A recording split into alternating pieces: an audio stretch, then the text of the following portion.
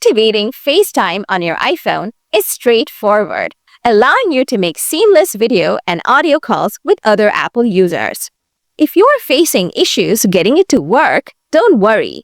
This guide will walk you through a set of tried and true solutions to get FaceTime activated on your iPhone. Let's dive in and get started.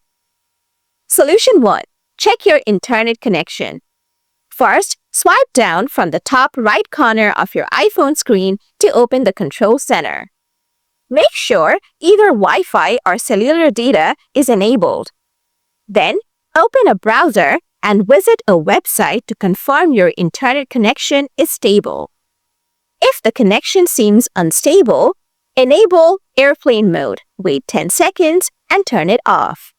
You can also try switching your network from Wi-Fi to mobile data or vice versa. Solution 2. Enable FaceTime in Settings. Open the Settings app on your iPhone. Scroll down, tap on Apps, and then scroll down to select FaceTime. Next, toggle the switch to enable FaceTime. If prompted, sign in with your Apple ID.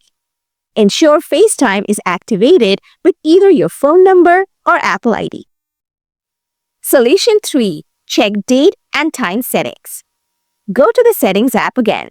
Then scroll down and tap General. Next, tap Date and Time. Make sure that Set Automatically is toggled on. This keeps your date and time correct, which is necessary for FaceTime to activate properly. Solution 4. Sign out and sign back in to your Apple ID. Start by opening the Settings app. Then tap on your name at the top to access your Apple ID settings. Scroll down and select Sign Out. After signing out, tap Sign In to log back into your Apple ID. Now, open FaceTime and see if it's successfully activated. Solution 5. Update iOS. Open Settings once more. Scroll down and tap General. Then select Software Update. If there is an update available, tap Download and install to update your iPhone.